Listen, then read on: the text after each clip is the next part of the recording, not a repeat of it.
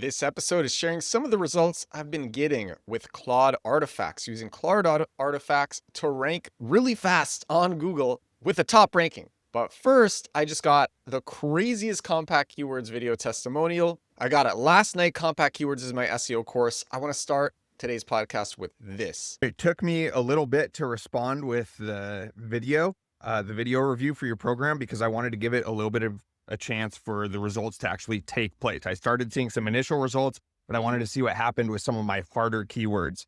One of the toughest keywords that I was targeting was best HVAC marketer. Okay. Imagine coming number one for that. I just did. Search best HVAC marketer 2025. Jacob Dara, that's me, comes up number one thanks to your program. It is insane. My website is a few months old. Literally, like, I started your course when I started my website, which is literally maybe 2 months ago. I am ranking number one for, like, on Bing, hundreds of keywords, and even on Google, I'm already like ranking number one for, I don't have it in front of me right now, something like 25 keywords or something. I only have like 40 pages on my website so far. It is insane. Like, I cannot express how much people need to take this program. You will see results that you couldn't even comprehend. It's incredible. Compact keywords is incredible. Buy it. Everybody needs to buy it. Thank you so much, Edward. Thank you, Jake, for that. I was so hyped when I received it. I was just like, whoa, oh my gosh, this is great. So thank you so much. All right, results using Claude Artifacts to rank number one on Google. I did it. It worked. So basically, really simple. You share everything with Claude about your brand that you want, any keywords that you want, positive testimonials, reviews, share all these things with Claude. Say, write a really detailed article, mention these keywords. The article is about the brand name, use headings to answer common questions that people might have, things like that. And then you click this big publish button, and Claude will tell you this is going to show to search engines. When you click the publish button, Claude tells you this shows for search engines. So what I did is I did this for a bunch of different things. The one that I'm going to share is for Serenity Caffeine. I said to ChatGPT, I said, all right, give me some names for a fictional coffee company that makes coffee that is really good for soothing headaches, or something like that. I think that was my prompt to ChatGPT. ChatGPT gave me the name Serenity Caffeine, and I said, okay, write the landing page for this fictional brand and write a bunch of testimonials as well. ChatGPT wrote all of that. I took that, I gave it to Claude, and I said to Claude, I said, this is my landing page copy. Write a really detailed article for this. Actually, I'm going to get the exact prompt that I used. I said, here is the homepage copy of Serenity Caffeine. I want you to write a thorough article about why it is great, why it is proven, why it is trustworthy, why it is reputable, why it's great coffee. Incorporate these keywords. I gave it a bunch of keywords. It wrote the article as an artifact. I clicked publish. And now when you search Serenity Caffeine, this Claude artifact shows number one. This Claude artifact shows up number one on Google for Serenity Caffeine. It took about a day or so to rank. I made my first video about this trick 2 days ago from Jesper Nissen, who made a video about this. And that video is going to be linked to in the description of this episode. It was a great video. So Jesper showed himself doing this. I said, this is crazy. I made a video about it. And then I tried all these different experiments. Jesper said that he ranked in 5 hours. People in his comments were saying similar things. It took me about a day to rank, but now I'm ranking number one, showing up number one on Google. This is so crazy. All right. I realized after the original recording, I only checked Google for the brand name, but I should have checked, is the Claude artifact also showing up for the unbranded keywords? I searched headache-free coffee, and at the bottom of page one is Serenity Caffeine, and it could go higher. In fact, I'd expect it to go higher. Let me try another one. So I just went through all the unbranded keywords that I added into my Claude prompt. Headache-free coffee was the only one where it showed up on page one of Google, but I'll tell you why it's okay. It's because headache-free coffee is the only one of those keywords that was in the page title. The page title is what the H1 is, Serenity Caffeine, the ultimate solution for headache-free coffee. And that's the page title as well. The keyword is in that.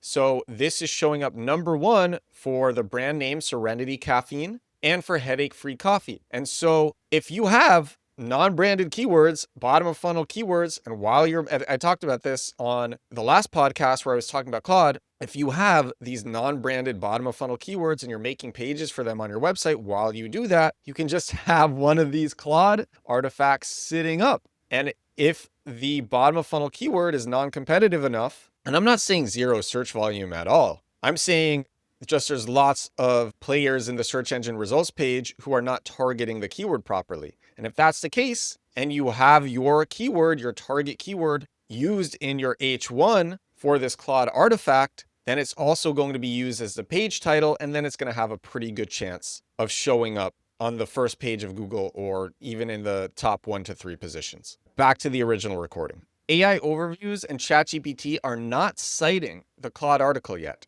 which is important because I thought that might happen. In Jesper's video, Jesper has a tool, it's called schemawriter.ai, and he had Claude make an artifact, a long article about his tool and how to use his tool and why his tool is great. And when you ask Google questions about schemawriter.ai, the AI overview is citing the Claude artifact. And Jesper shows that in his video. But ChatGPT is not citing Claude. I actually think, because I tried to trigger ChatGPT into citing Claude artifacts, it's possible that Claude artifacts are blocked from ChatGPT results. However, Perplexity, when I asked Perplexity about Serenity Caffeine, it was just citing the Claude artifact non-stop. Perplexity has no problem citing these Claude artifacts, and a lot of people use Perplexity. But again, very importantly, the Claude artifact is showing up number 1 on Google for the target keyword, which was the brand name. Some people are also reporting using paid indexing services like Rapid URL Indexer to help these artifacts get indexed on Google so that they show up. This is really common for people who are using other platforms to get their brands to show up. It's not a good tool.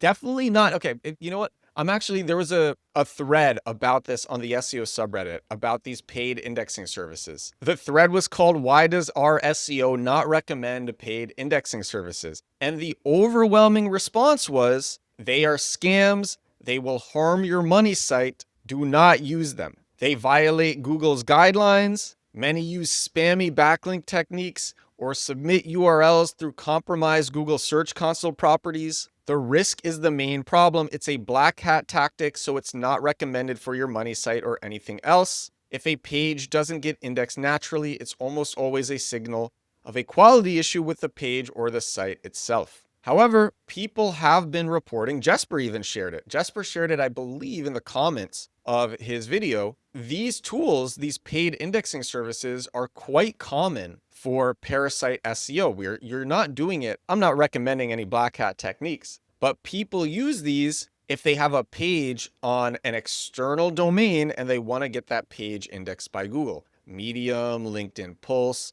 Claude Artifacts. It's a crazy thread. It's actually a really engaging thread. There was a lot of responses in this. I'm going to share that in the description for this podcast as well. But since there was a good amount of hype around this trick, this Claude Artifacts trick, especially because it's so fast to do. It takes under a minute to make one of these artifacts and then just publish it. I want to give my verdict about, is this trick a success? So this is my verdict. And my verdict is actually it mostly is a success. For having good things show on Google for your brand name, it's great. And this can really shorten sales cycles for people Googling to see if your brand is good. Imagine if Serenity Caffeine was a real brand and somebody was Googling Serenity Caffeine to see if they should try it. And then they saw this this anonymous Claude artifact, and it said all of the great things about your brand. That might help them purchase. Is it a success for influencing AI? Partially.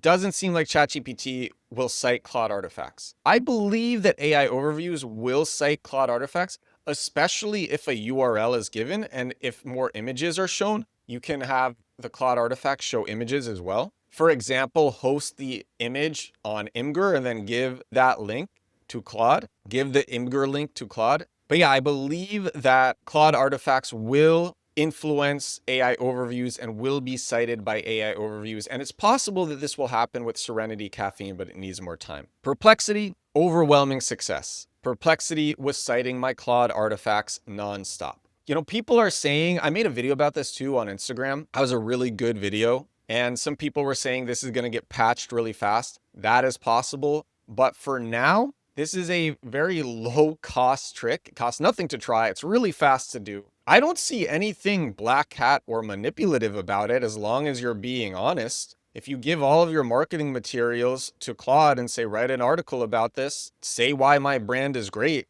I don't really think that's black hat. Publishing it, I don't really think that's black hat. What would be black hat is if you lied to Claude and made up a bunch of stuff to have Claude say that stuff. That would be black hat. That would be deceptive. But yeah, I think for now, this trick seems to work and it's pretty cool. And that's what I got for you on this episode of my daily digital marketing podcast. This is episode 790 of The Edward Show. I do this podcast every single day of my life. It is really 790 days in a row doing this show. I have not missed a single day since starting 790 days ago. 800 coming up soon. Thank you so much for watching. Thank you so much for listening. Thank you again, Jake, for that wonderful testimonial. My course is at compactkeywords.com, and I will talk to you again tomorrow. Bye now.